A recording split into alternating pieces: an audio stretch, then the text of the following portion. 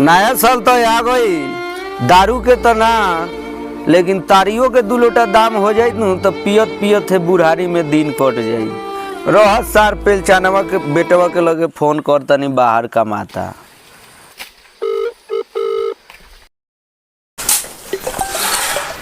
रुक दो बाबू फोन कइलो। का हाल बा बेटा पेलचन, काम हम लाग गइल। हेलो प्रणाम करतन बाबू। तो खुश रह बेटा। समाचार बा? चल सार ड्यूटी के लेट होता है जाता नहीं हम सार जब ठेकेदार करे पहले तो बुझाई। बबुआ नया साल आ गइल हव, 500 रुपया होके तो भेजना, खा पी लेती। क्या बाबू बार बार 500 रुपया खातिर फोन करत रहा, पैसा नहीं रखो मर ड्यूटी जाके लेट होता। अरे फोनवा काट देलस, इहो बाहर जाके बिगड़ गइल बा। एकरो बियाह शादी करे खातिर कुछ सोचे के पड़ी। चलो ए दोस्त हो देख कितना बड़का सार सिलेंडर ले लेबा। चल चल चल पूछो। चल चल पट्टी अब लिखा गइल भोज भरवा बोल जा। चले के कहा जाता लोग दोस्त? ए दोस्त हम तो जाते से भोज भरवा के पार्टी मंगाए। अमनियो ने न मालूंगी ने ए दोस्ती भाई अच्छा बाबा चल पति जितना तो दो थन होल तो चल दो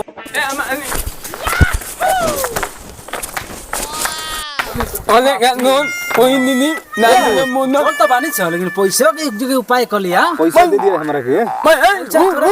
मनिया नुन मामा ओइ नागे नुगान ओ नहीं दू रुपया बानी अनि अनन मान सुन अनु दू रुपया लानी 5 दाना बानी दा ले के पैसा 1 लाख दिया देख ले 2 रुपया हां दो न पाटी 200 तो 100 200 तो बांधी तू तो इंटर दियो भाई तीत बात तो मुर्गा बान दारू के बोतल आई यही ना होई यही दो पट्टी तू हो। ठीक बा, हमको 200 रुपया हमरो तरफ। इन भाई बात पार्टी। हां अब इन ना तू तो ना अब दो पट्टी तू हो 200 तोहरो पाटी दू तो हम दे तनी तल के दो पाटी नहीं ते ओ तो ई ना बात बोल आई लो दूता इन भाई बात। चलो पैसा के तो जुगाड़ हो गइल, एमे से 200 के मुर्गा या दारू आई, अब बाकी पैसा माल के गिफ्ट दिया ना से बाबू के पैसा ना दिया तो ना भेजाई तो चल का।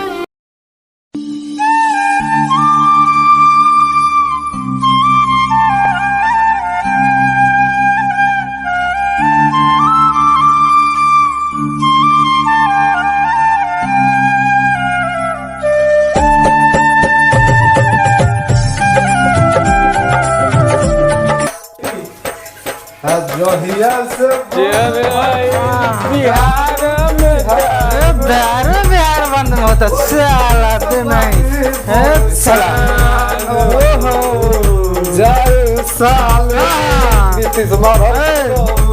दोस्त खाना ए दोस्त नाच बजाना बाद में, पहले खाना कराए, खाना पहले खाए। हाँ यार हाँ बेटा दोस्त देखो इंग्लिश करना सही। हां महुआ मीठा बा, है ठंडा बा, हां 2 अंडा के साथ हां पियो लोग। खाना कराए दोस्त। खाना कहा था? हां दोस्त लिया दोस्त।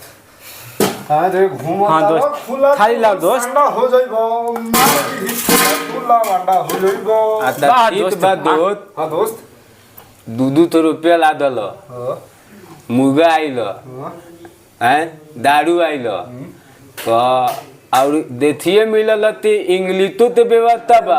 देसी मारा बेसी गावो। अरे ठीक बा दोस्त, हां दोस्त ई तो बात ठीक बा भाई 2 तो रुपया ते इताबुआ देबो नु। हला बोले के तोतरा हिसाब चाहिए, मार देसी गाव बेसी। आ तो तीत बा दोस्त खाए ते हाँ दोस्त कम पड़ी तो लिया ना तो इनका बात तो व्यवस्था बनाई बा दोस्त। हाँ दोस्त तीत बा खाओ बाबा खाओ तीत बा खाओ। हाँ एक तेरा फिर एक तेरा एक मेरा बैगन खा जाओ। झोल दे यार, झोल दे। झोलो खोल बोल।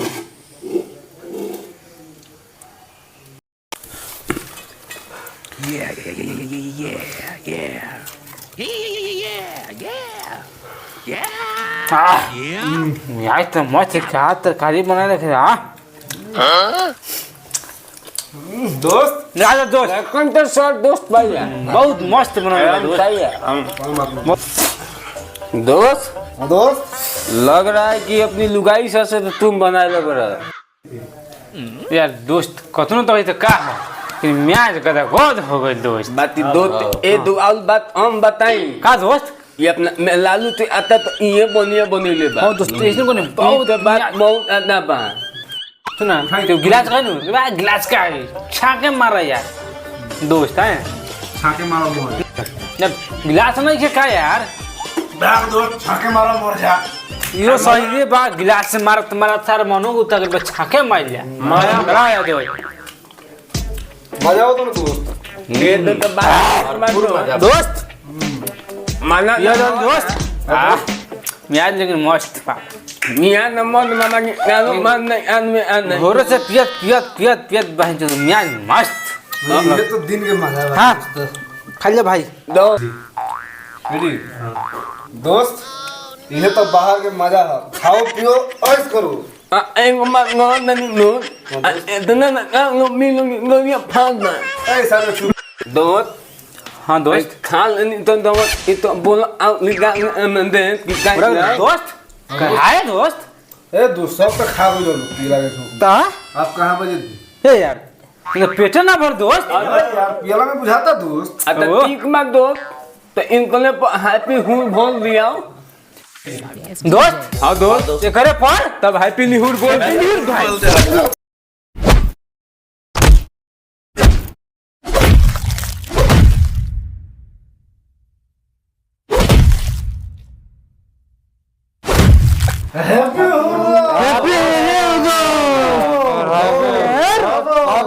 हैप्पी हुर बोल दे जाओ सबके हैप्पी न्यू दोस्त हैप्पी न्यू